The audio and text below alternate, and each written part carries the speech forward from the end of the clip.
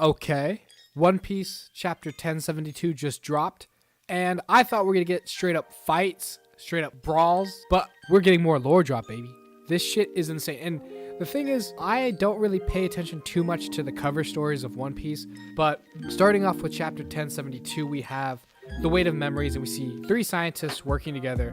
One is Vinsmoke Judge, one is Caesar Clown, obviously, and then the other one's this big dude. It turns out he's Queen. I did not know that was Queen, but there is a lot to talk about, and these three are at the epicenter of what's going on. So we will come back to these three scientists later on in the video, but first let's cover Bonnie.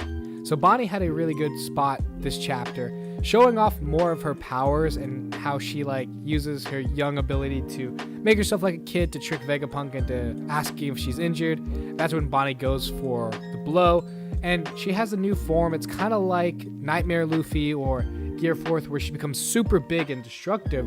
And then another thing we see is that she is able to take people's ages and make them either older or younger. In this example, she made Dr. Vegapunk like a child, so Vegapunk couldn't run from Bonnie. So Bonnie's power is very interesting now, in the sense that it can affect other people than herself, and whenever it affects other people, it gets me thinking, is this Bonnie's awakening? Because usually when we see awakenings, it's affecting the world around them besides just the person who uses it.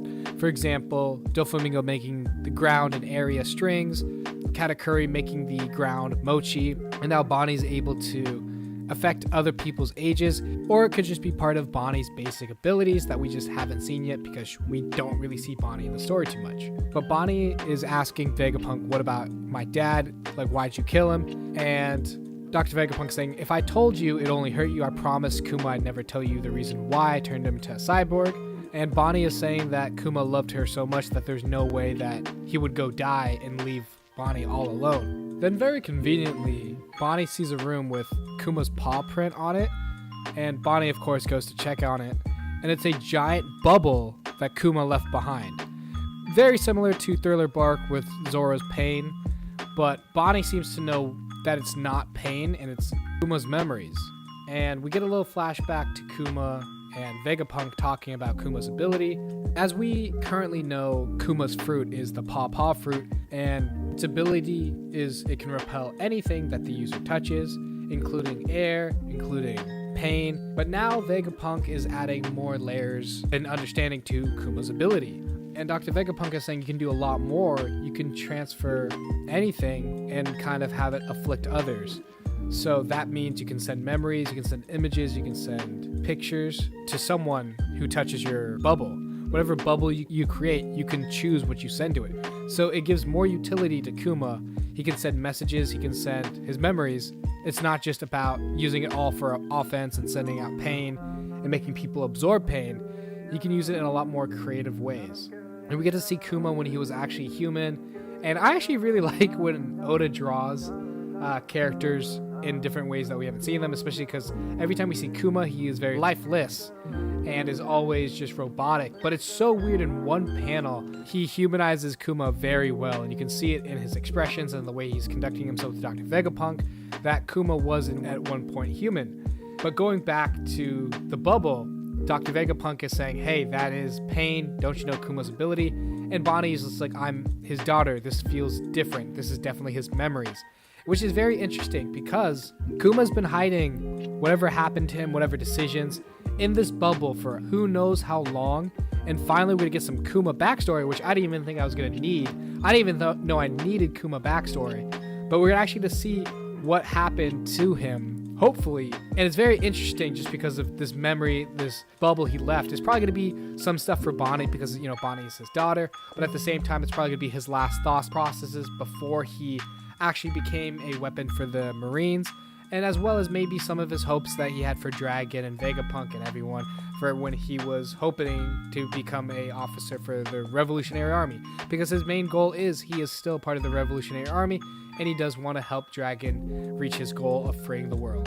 And we can't have another chapter without some more Zoro greatness. So we see Kaku versus Zoro round 2. And what's really cool is even Kaku awakened. And so it seems like with awakenings for Zoans, except for Luffy, black flames is essential. And Kaku's actually able to push Zoro back a little bit, but he's just like, yo, I've fought a lot of you motherfuckers in Wano. I'm just gonna throw you down. So he just puts him down real quick. And while this is happening, Rob Lucci and the Seraphims are attacking Vegapunk's base, and they're listening to Vegapunk and, you know, dishing out some cool moves. The Kuma is using the Ursa Shock. We see Mihawk cutting the buildings, and then we see the other two Seraphims, the Jinbei and the Boa Hancock, using Radical Beam or Kizaru's Light Beam. And then we get the most insane part of this chapter. We see Kaku, who got knocked down by Zoro, is getting up, and we see Stussy bite him, and then Kaku immediately passes out. And Lucci's like, what are you doing, Stussy? And it turns out that Stussy is a devil fruit user. She has bat wings, and it looks like she sucks some of Kaku's blood. So maybe she's a mythical Zoan fruit holder, the vampire model. And the text box says, Rocks Pirates crewmate, clone of Miss Buckingham Stussy. Mad successful cloning experience #1, Stussy. And Stussy's saying, what am I doing? I'm just putting him to sleep. And please, Lucci, won't you go to sleep too? What the fuck? There is so many questions that I had reading this. First of all, I didn't even know the Rock Pirates were still around. I'm not sure if this is the first Rock Pirate we've seen, besides the 4 Emperors from that crew. And also, I'm pretty sure Stussy probably would rank higher than Kaido and all of them, because I think back then they were apprentices, so this might be the first full crewmate we've seen. But that's not all.